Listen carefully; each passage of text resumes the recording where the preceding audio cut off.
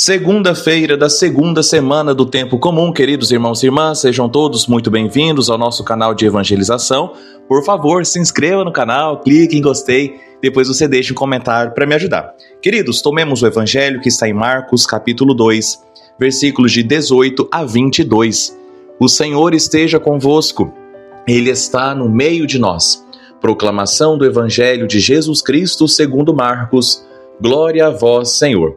Naquele tempo, os discípulos de João Batista e os fariseus estavam jejuando. Então, vieram dizer a Jesus: por que os discípulos de João e os discípulos dos fariseus jejuam e os teus discípulos não jejuam? Jesus respondeu: os convidados de um casamento poderiam, por acaso, fazer jejum enquanto o noivo está com eles? Enquanto o noivo está com eles, os convidados não podem jejuar. Mas vai chegar o tempo em que o noivo será tirado do meio deles. Aí então eles vão jejuar. Ninguém põe um remendo de pano novo numa roupa velha, porque o remendo novo repuxa o pano velho e o rasgão fica maior ainda. Ninguém põe vinho novo em odres velhos, porque o vinho novo arrebenta os odres velhos, e o vinho e os odres se perdem. Por isso, vinho novo em odres novos. Palavra da salvação, glória a vós, Senhor. Queridos irmãos e irmãs, o evangelho de hoje nos convida justamente a refletir sobre a novidade que é Jesus e a novidade que Jesus traz nas nossas vidas. Perceba que ele não veio apenas para ajustar o que já existe, ele não veio renovar, pôr remendos novos em roupa velha, mas Jesus veio renovar a nossa vida a partir de dentro. E nesse diálogo sobre o jejum, Jesus nos mostra que a sua presença muda tudo na nossa vida, ou na verdade precisaria mudar tudo na nossa vida. Quando o Senhor está conosco, quando o Senhor está dentro de nós, quando faz parte da nossa vida, é tempo de festa, é tempo de comemoração, não é tempo de lamento, é tempo da graça do Senhor nas nossas vidas. E por isso ele utiliza a imagem do noivo. Quando o noivo está conosco, é tempo de alegria e não tempo de fazer jejum. Mas virá um dia, diz Jesus Cristo, em que o noivo será tirado, ou seja, Jesus será tirado, então nós vamos voltar a fazer jejum. Mas veja, meus irmãos, quero destacar aqui 3 elementos. Primeira coisa, Jesus traz uma nova lógica de vida. Os discípulos de João Batista e os fariseus faziam jejum com muita frequência, e o jejum é bom. Mas veja que os discípulos de Jesus não estavam fazendo jejum. Por quê? Porque ainda não era o tempo do jejum, como Jesus disse, ele estava ali, o noivo estava ali. Mas aquilo causava estranheza, e a resposta de Jesus é simples e ao mesmo tempo atinge a profundidade da questão. Podem jejuar os convidados do casamento enquanto o noivo está com eles? Veja, meus irmãos, que Jesus se apresenta como o noivo da humanidade, e a sua presença é motivo de alegria. Percebam que ele não veio para reforçar ritos vazios, mas inaugurar uma relação de amor. Quantas e quantas vezes nós também nos apegamos a práticas religiosas sem permitir que elas nos conduzam ao encontro do noivo que é Jesus. Veja, Jesus não está contra o jejum, Jesus não está contra práticas religiosas, mas muitas vezes nós fazemos elas só por medo, nós fazemos elas simplesmente como gestos externos, mas Jesus não quer isso, ele quer um coração que acolha tudo isso com amor. Então veja que jejum, a oração, a missa, o terço, tudo tem sentido quando é feito por amor ao Senhor e não por uma mera obrigação. Por exemplo, quando nós falamos, eu tenho que ir na missa só para cumprir o preceito. Meu irmão, isso é pôr remendo novo e roupa velha, ou seja, vai rasgar. Nós vamos à missa por quê? Porque eu encontro com o meu amor, eu encontro com o meu amado, por isso eu vou à missa. Por que eu vou confessar? Só porque eu tenho medo do inferno? Isso está válido. O catecismo da igreja nos ensina que isso é válido, essa confissão é válida, mas precisa crescer. A confissão precisa atingir o nível de eu me confesso porque eu ofendi o meu amado. Eu me confesso, eu vou rezar porque eu quero um diálogo com o meu amado. Eu vou ler o evangelho porque eu quero ouvir a voz do meu amado.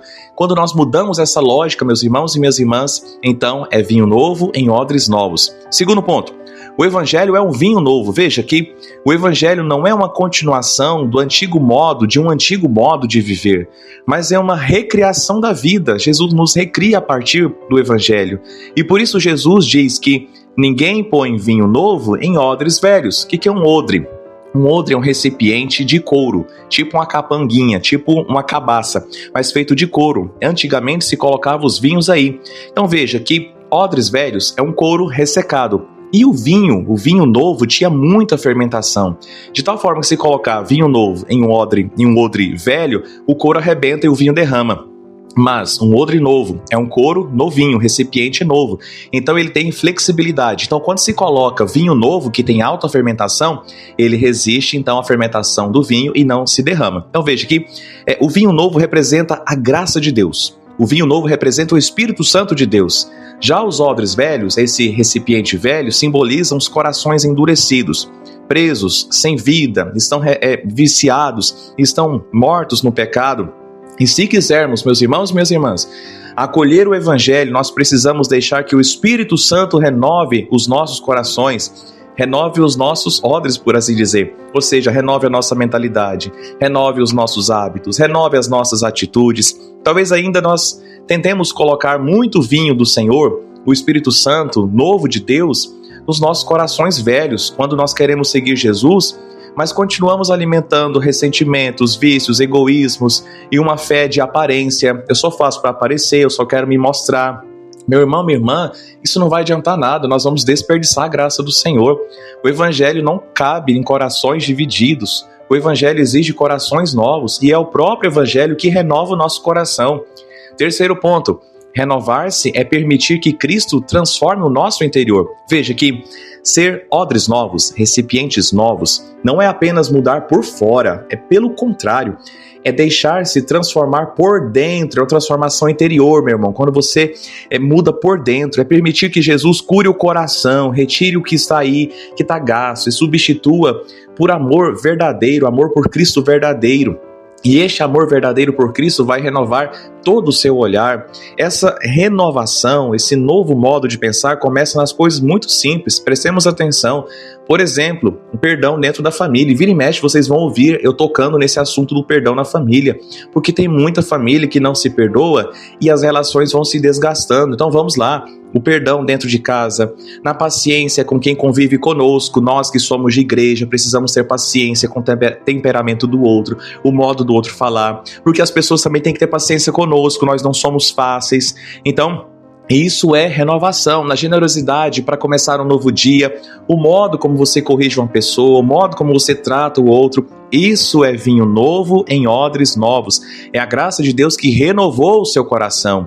Jesus, meu irmão, minha irmã, não quer apenas que tenhamos atitudes novas, mas que a nossa vida seja de fato nova, a partir de dentro.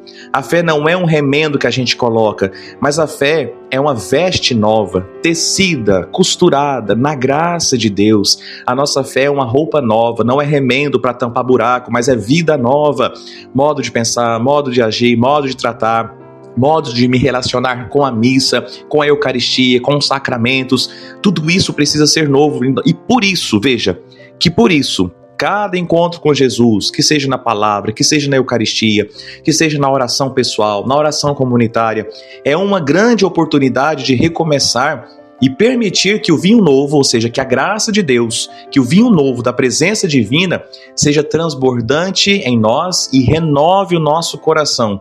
Por isso, meus irmãos, minhas irmãs, o Evangelho nos mostra, nos faz esse convite, a renovação interior. Sim, Senhor, renove meu coração. Jesus é este noivo que traz alegria, que traz vida nova. Ele não quer que nós sejamos apenas pessoas que conservem as coisas, mas que nós abramos o espaço para o novo que vem de Deus. E aquilo que conservamos como tradição que precisa ser conservada, a nossa tradição católica, a nossa tradição familiar precisa ser conservada, mas precisa ter o olhar do amor, o vinho do Espírito Santo, que vai transformando de fato, para não ser algo só externo, para que os ritos da missa não seja só algo externo, mas seja vivido com alegria, para que tudo que eu faço pelo Senhor não seja só algo externo, mas seja feito com alegria, que seja feito com amor. Permitamos que o Senhor transforme os nossos corações nesses odres novos, esses recipientes novos, que estejam capazes de conter, de segurar, de absorver a graça de Deus e espalhar essa própria graça do reino de Deus, onde é que nós formos. que cada um de nós hoje em casa, no trabalho, na comunidade, hoje é segunda-feira, nós estamos aí iniciando a semana de trabalho, que cada um de nós, nos nossos ambientes, que cada um de nós consigamos viver essa alegria de quem descobriu que Jesus Cristo, que com Jesus Cristo o tempo da graça já começou e o tempo da graça vai nos guiar hoje e sempre. Amém. Queridos irmãos e irmãs, escreva aqui nos comentários: Senhor, renove o meu interior. Senhor, renove o meu interior. Desculpe pela voz gasta, mas estou gravando no domingo esta homilia da segunda-feira, então sempre eu fico um pouco mais rouco. Reze sempre por mim, por meu ministério, que eu rezo sempre por vocês. Não se esqueça de se inscrever no canal, clicar em gostei, deixe o comentário que eu já te pedi e mande este evangelho para frente. E que Deus te abençoe. Em nome do Pai, e do Filho, e do Espírito Santo. Amém.